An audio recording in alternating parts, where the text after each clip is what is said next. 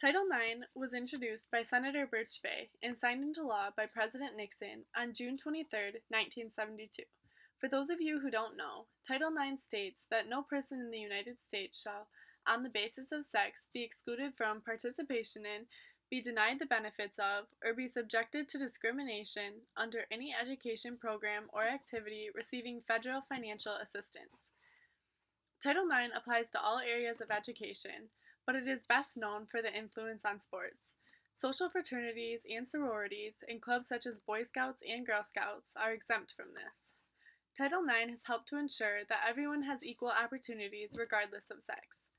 With respect to the athletic programs, the Department of Education evaluates the following factors: selection of sports and levels of competition effectively accommodate the interests and abilities of members of both sexes, the provision of equipment and supplies, scheduling of games and practice time, travel and allowance, opportunity to receive coaching and academic tutoring on math only, assignment and compensation of coaches and tutors, provision of locker rooms, practice, and competitive facilities, provision of medical and training facilities and services, provision of housing and dining facilities, and last but not least, publicity. Many people debate the impact that Title IX has had on athletics. It is true that Title IX has increased athletic opportunities for females, but also to some extent decreased athletic opportunities for males. Although the numbers have greatly increased for women's athletics in high school and college, according to Billy King's article, 30 years after Title IX, women still receive 30% fewer sports participation opportunities. No matter what any law says, it will not stop women from being the victims of discrimination in sports. In Christina Summers' article, How a Good Law Went Terribly Wrong, she explains that schools have cut back on male teams and created new women's teams, not because of demand, but because they fear federal investigators. Since football is a money-generating male sport with a large roster, Title IX has caused smaller sports to disappear, such as men's swimming, diving, gymnastics, and wrestling. More than 450 wrestling teams have vanished since 1972. Then why not say that men's sports decreased because of football rather than Title IX? Because women's groups have rejected solutions to the football challenge. College football is quantitatively different from sports like diving, rowing, and tennis.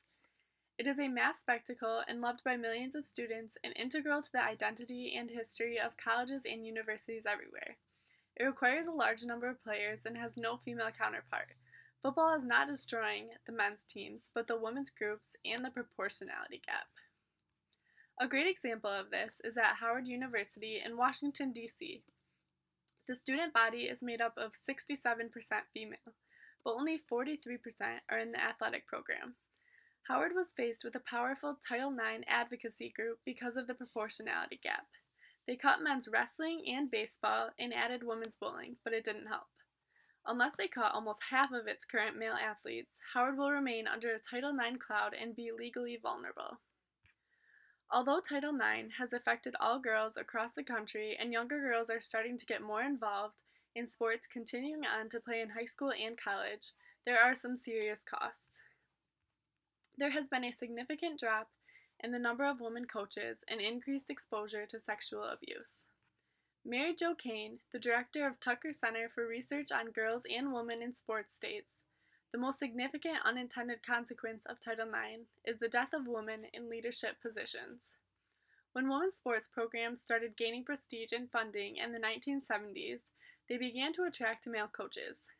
According to Susan Greenberg's article, prior to Title IX, women held more than 90% of the head coaches of women's college teams.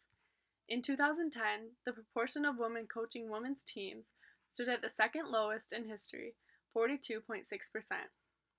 Title IX has been a boon to male employment opportunities. With this, a big consequence for girls having male coaches is the increased risk of sexual abuse. Girls will be more victimized than boys. Dr. David Finkelhor, director of the Crimes Against Children Research Center, says, "There's tremendous intimacy in coaching situations between men and girls."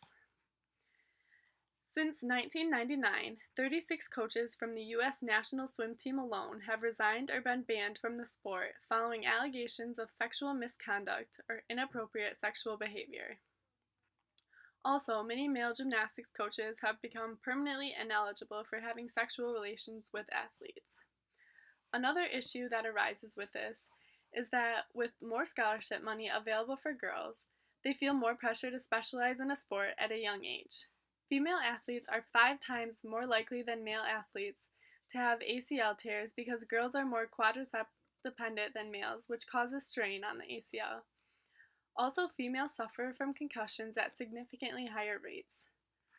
A lot of female athletes are also at risk for female athlete triad, which is eating disorders, bone loss, and the cessation of their menstrual cycle. Although Title IX has increased women's involvement in athletics, there are many issues that Title IX has caused. I personally do not think Title IX has made things better. For example, at my own high school, because of Title IX and parent complaints, the varsity girls basketball team were to be switched with the boys varsity basketball team, allowing the girls to play in the later game and the boys in the earlier one. By making the switch, they thought there would be more spectators and that the girls basketball would get more support. Unfortunately, that was not the case. After the boys game at 5:30, the packed high school gym cleared out, leaving the gym for the girls game nearly empty. Just because there is a law that says it needs to be equal doesn't mean that it will be. There are better solutions to bring out the best of women's athletics, and it starts with respecting the differences between men and women. One solution to this would be to take revenue generating sports out of the equation of Title IX, and it would encourage funding of other sports. We are coming up on the 43rd anniversary of Title IX, and it is still a huge debate that is being discussed. There are better ways to handle the equality of men and women's athletics without this law that is harming sports in high school and colleges. Thank you.